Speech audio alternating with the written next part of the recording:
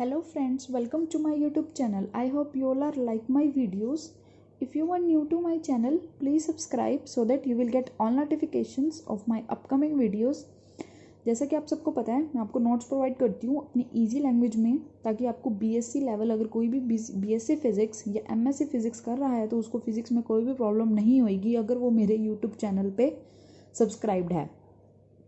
उसको क्या होगा, मैं आपको इजी लैंग्वेज में नोट्स देती हूँ ताकि आप अपने एग्ज़ाम्स को स्कोरिंग बना सकें और उसमें अपनी कोई बच्चों को फिज़िक्स बहुत टफ लगती है तो इसलिए मैं आपको इजी नोट्स प्रोवाइड करती हूँ ताकि आप अपने अच्छी तरह फिज़िक्स को कर सकें।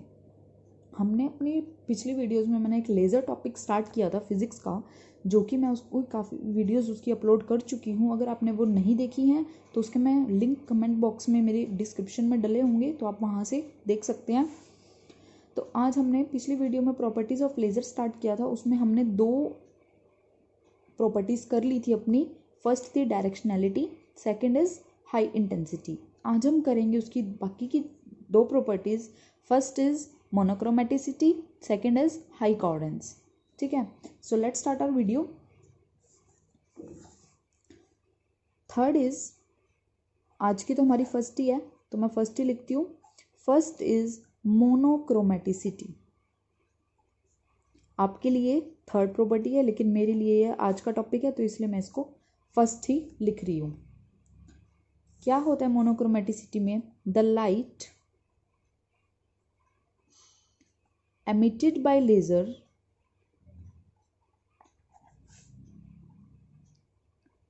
is highly monochromatic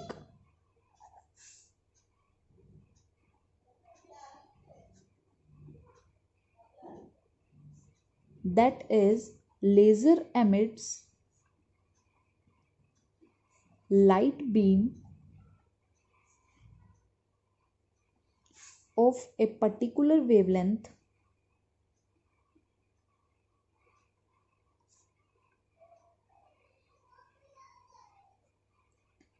and particular frequency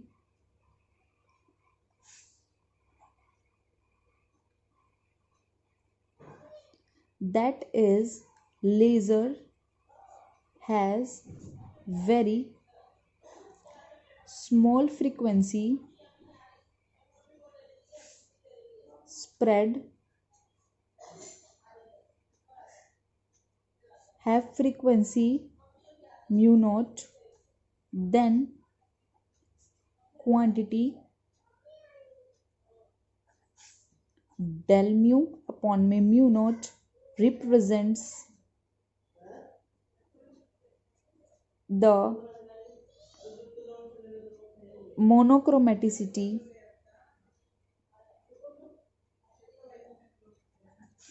of light beam.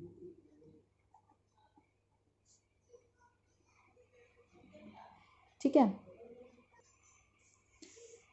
higher the value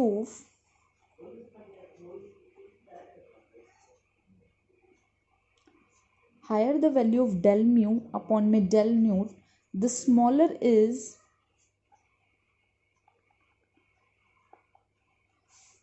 monochromaticity.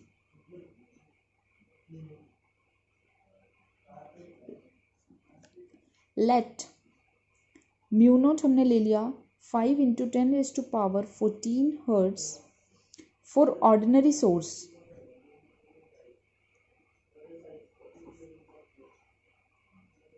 For ordinary source के लिए जो डेल म्यू है वो 10⁻10 हर्ट्स अगर मैं ले लेती हूँ तो डेल म्यू अपॉन में म्यू नॉट कितना आ जाएगा? 10⁻10 अपॉन में 5 × 10⁻14 यानी कि 2 × 10⁻−5 for laser source. Laser source के लिए del mu is equal to, अगर 500 हर्ट्स है तो डेल म्यू अपॉन में mu naught is equal to कितना आ जाएगा? 500 अपॉन में 5 × 10⁻14 यानी कि 10⁻−12। ठीक है, इसका डायग्राम देखो कैसे बनेगा। ये देखो इसका डायग्राम,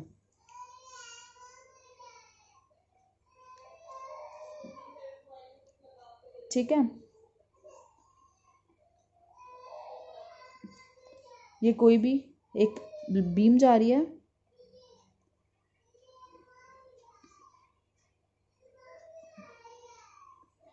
यहाँ है आई यानी कि इंटेंसिटी। ये जो बीम है ये तो है लेज़र, और ये क्या है, ऑर्डिनरी। ठीक है, ये है, आपको डायग्राम बना के आना है हाई इंटेंसिटी के साथ। अब है high degree of coherence. Next is second, high degree of coherence.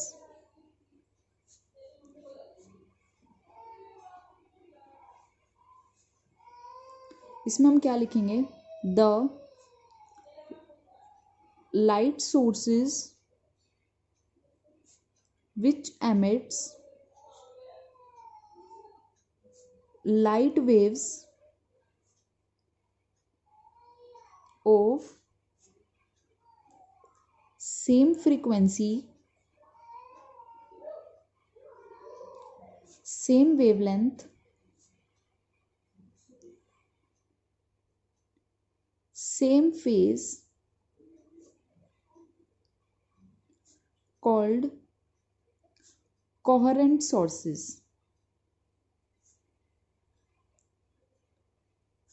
of light, and phenomena is called coherence laser light। ठीक है, जो कोहेरेंस है वो 2 टाइप्स के होते हैं। Coherence is of 2 types. First is special coherence,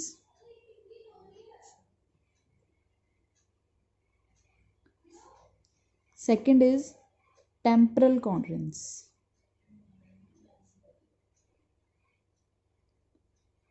ठीक है, तो हम इन दोनों को डीपली पढ़ेंगे।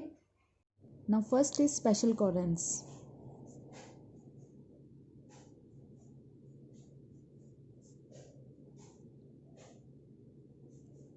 स्पेशल कोहेरेंस में क्या है, मैं आपको पहले डायग्राम बनवाती हूँ। डायग्राम में क्या है, फिर मैं इसको आपकी थ्योरी लिखवाऊंगी ताकि आपको ये सही समझ में आए।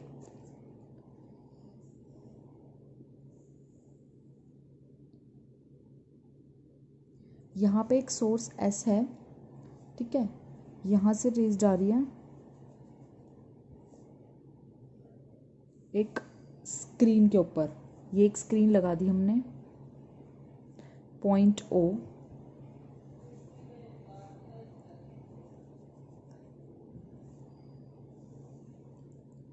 ठीक है, जो ये पूरा डिस्टेंस है ये तो हो जाएगा D, और ये होएगा D/2।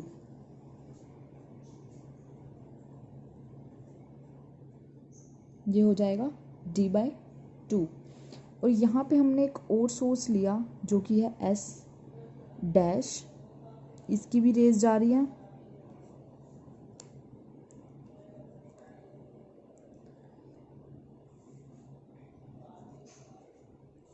ये डिस्टेंस हो जाएगा L,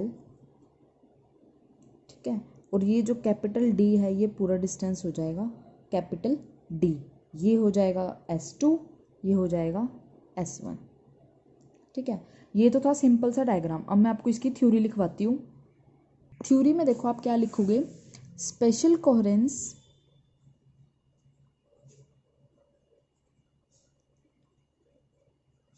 can be understood bye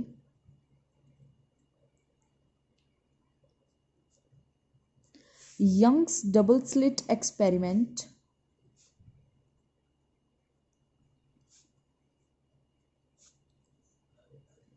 Young's double slit experiment आपने सबने पढ़ा होगा कि उसमें हम क्या करते हैं, एज शोन इन फिगर। ये जो फिगर बनाई है मैंने, ये कुछ यंग्स डबल स्लिट एक्सपेरिमेंट की तरह है। ये आपने फिजिक्स में पहले पढ़ा हुआ होगा। ठीक है, और अगर किसी ने नहीं पढ़ा तो वो मुझे कमेंट कर सकता है, मैं इस पर भी वीडियो आपको अपलोड कर दूंगी और आपको फिर समझ में आ जाएगा कि यंग्स डबल स्लिट एक्सपेरिमेंट है क्या। 4.2 on screen the optical paths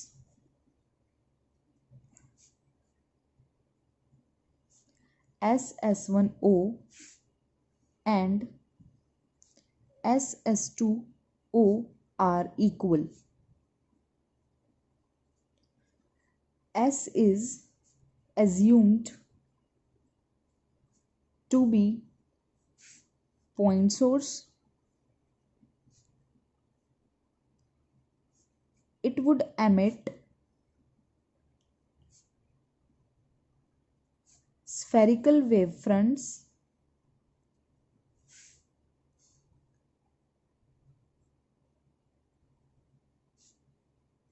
and fringes on screen will be of good contrast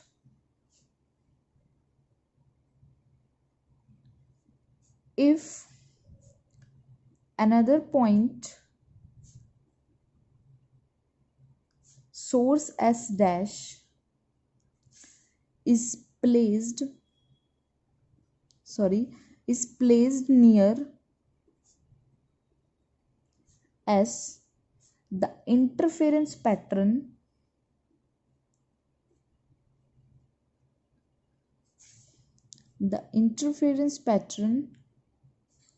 will be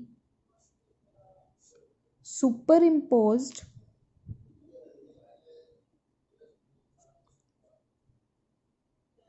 on the previous pattern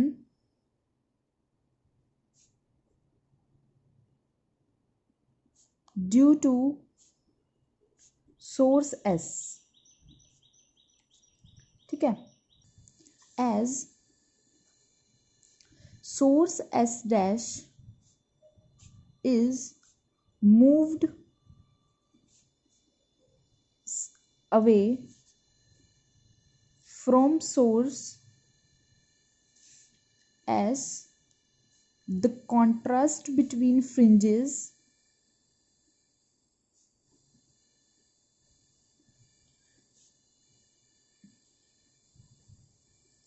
on screen will become poorer.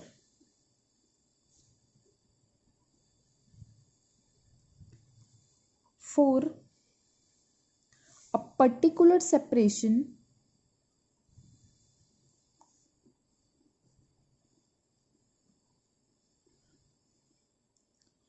SS dash, the maxima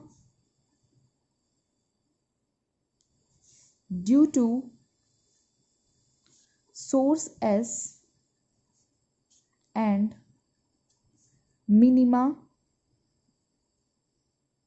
due to source S dash fall on each other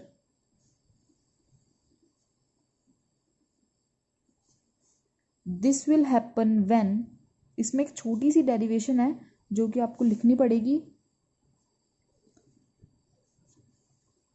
when क्या होगा, S dash S2 minus S dash S1 is equal to lambda by 2. ठीक है, तो इस पे क्या बनेगी equation, d square plus में d by 2 plus l square का whole 1/2 minus D square plus d by 2 minus l square 1/2 is equal to lambda by 2. ठीक है, ये इक्वेशन आपको याद रखनी है. ये मैंने वैल्यू निकाली है एस डैश S2 की, ये निकाली है एस डैश S1 की, तो हमारी ये वैल्यू आई है. अब इसको हम सॉल्व करेंगे.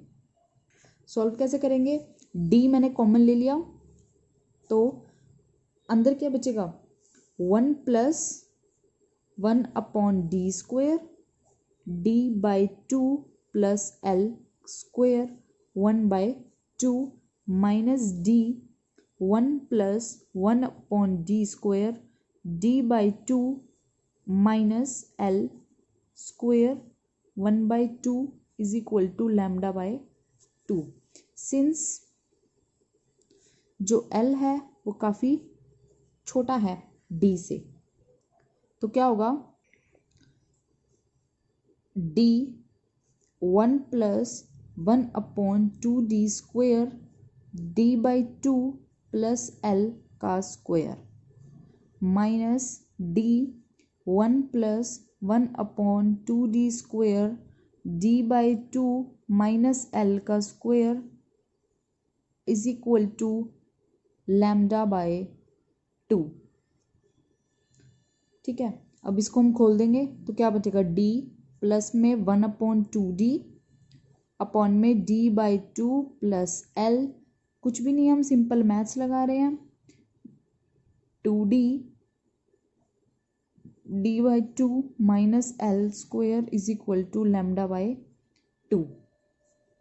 तो 1 upon 2D D by 2 plus L का square minus D by 2 minus L का square is equal to lambda by 2।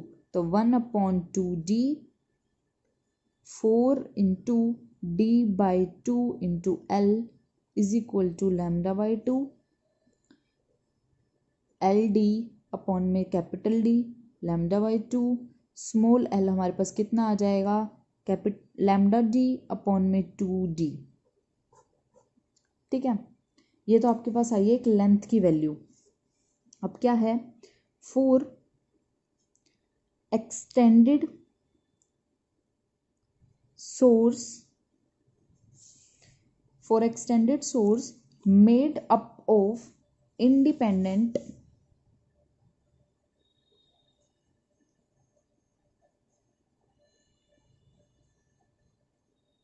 independent point sources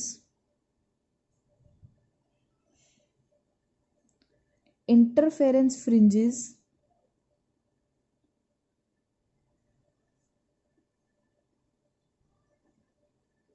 of good contrast will observed if, वो कैसे ऑब्जर्व होगी, if L small less than lambda capital D upon में D। तो small d क्या हो गया, less than equal to lambda upon D upon में L के। ठीक है, फिर क्या होगा, small d less than lambda by L upon में D, तो small d less than equal to lambda upon में theta, where theta is equal to L upon D is angle subtended by source at slits। ठीक है, and distance D is equal to lambda upon theta called transverse coherence. ठीक है, यहां तक तो आपका special coherence, transverse coherence length, sorry. ठीक है, अब हम करेंगे temporal coherence.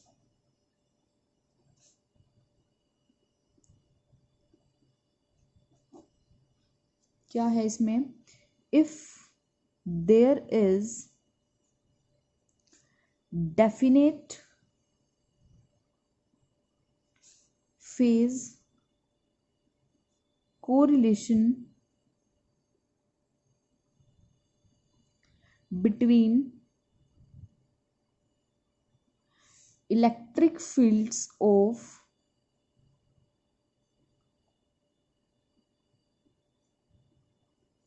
light at particular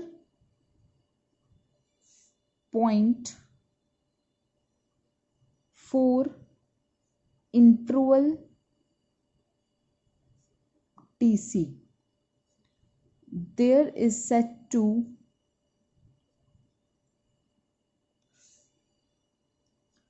temporal coherence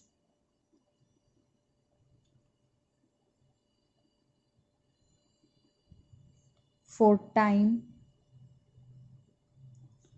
TC. तो इसमें क्या होगा, जैसे आपने वेव्स बनवानी है, ये तो होगी E इलेक्ट्रिक फील्ड, यहाँ से आपका ये हो गया टाइम T। तो यहाँ से आपकी वेव्स जा रही हैं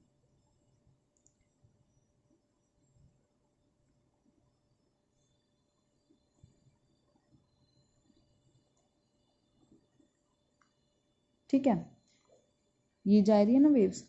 तो आपका क्या होगा, जो यहाँ से डिस्टेंस है और यहाँ तक जो डिस्टेंस है उसको हम कहेंगे TC, यानी कि टेम्परल कोहेरेंस। ठीक है, अब इसमें हमें थ्योरी में और क्या लिखना है ये वो देखते हैं। Figure represents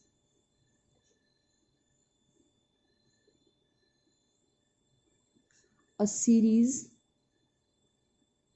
of wave trains emitted from actual source. From this figure we see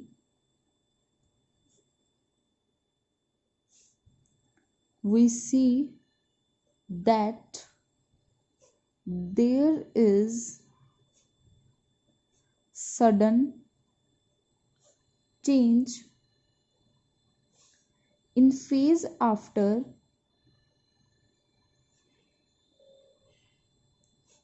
time TC, that is there is definite correlation for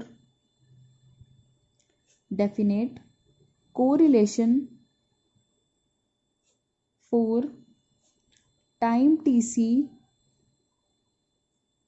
the time called coherence time.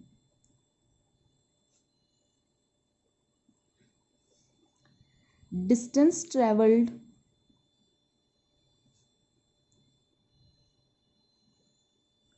by light during this time called longitudinal coherence length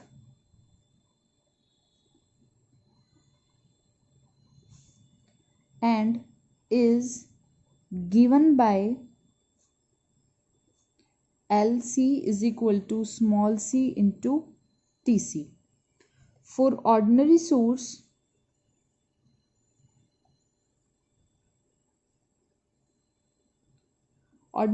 के लिए क्या होगा, अगर TC की value 10⁻⁻10 second है तो C कितना होगा, 3 × 10⁸ मीटर पर सेकेंड। तो हमारे पास LC कितनी आ जाएगी, C × TC, यानी कि 3 × 10⁸ 8 × 10⁻⁻10 यानी कि 3 सेंटीमीटर। ठीक है, 3 × 10 सॉरी C की वैल्यू। और फॉर लेज़र के लिए TC की वैल्यू कितनी होती है, 10⁻³ सेकेंड। तो आपके पास LC कितना आ जाएगा, 3 × 10⁻10 × 10⁻³ यानी कि 300 किलोमीटर। ठीक है, ये तो थी आपकी